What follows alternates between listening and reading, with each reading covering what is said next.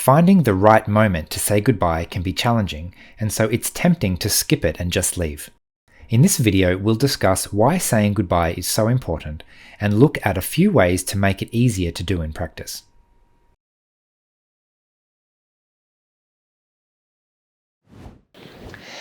So there's a similar thing from saying goodbye. Imagine if we're sitting in a group and this conversation is so fantastic, we're all really animated in this conversation, and actually I have to catch a bus in about 30 seconds. I need to really go, this conversation is great, but I need to say goodbye. So have you ever been in a situation where everyone is talking to each other and you need to try and get their attention to leave? Yeah. Yes. Yeah. What do? I just leave without saying goodbye. Okay, so it's tempting to just leave without saying goodbye. Because I'm too embarrassed to say. Because it's hard, right? It's hard to say something. Yeah. I mean, it would depend on the group, but if they were I give 3 examples. If they're a completely exclusive group, I'd just leave without telling anyone. If they were an exclusive group, but one or a few members of the group knew me or were talking to me, I'd say goodbye to them just. Mm-hmm.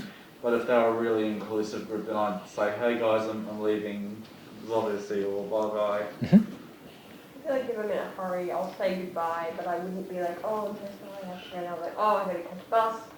Bye. I'd probably say it a bit louder so I'm sure that they heard me, even if I don't get a reaction. Okay, yep. So if you're saying it a bit louder so that you're sure that they heard you and you get a reaction, you're essentially making sure you're at this level. Because if you said it a little bit softer and you weren't sure that they heard you, then in terms of the group knowledge, what if I hear you, but I'm not sure that everyone else hears you? I don't know if I should respond to you or not, because I don't know if everyone else is going to respond. Whereas if I'm sure that everyone heard you say goodbye, I'm allowed to say goodbye too. Saying goodbye from a group. Make sure everyone hears you. Even before that, what might we do? Make sure your Let's go Isaac first. Yep. well, make sure your words are clear. Yep. That's very important.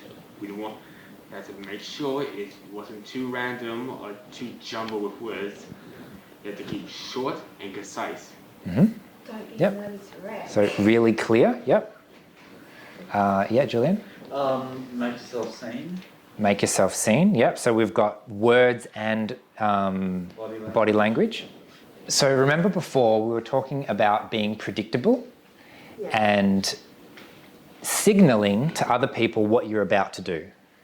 So if I needed to leave, I could first get people's attention and then say goodbye and then actually leave. So I might get my bag and make it really obvious, and I'm pretty sure that at least 2 or 3 people have seen me moving, and I might even stand up.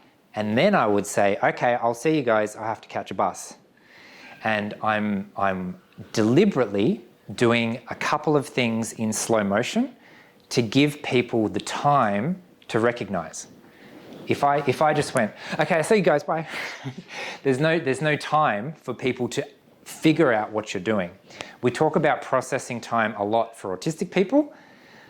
Everyone needs processing time, and the more signposting we can give, the more predictable our behavior becomes.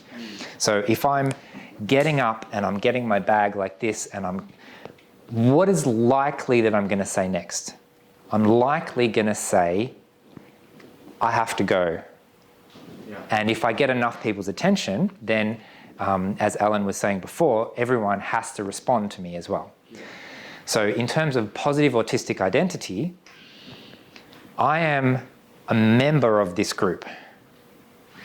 Just like everyone else, I have just as much of a right to be acknowledged as everyone else. If I believe that my friends or the group actually care about me, then I'm doing them a favor by telling them what I'm about to do, that I'm about to leave. They don't want to turn around and go, oh, where'd he go? I thought he was just here. To share a really brief story, I was traveling once with a group of people, And I just was feeling terrible. I felt like they didn't want me around. I felt ignored. They were talking amongst themselves. I felt like I wasn't even there. But instead of just leaving, I told them, look, I think I might head off. I might go to bed now or something. And they told me explicitly, oh no, but we really want you here.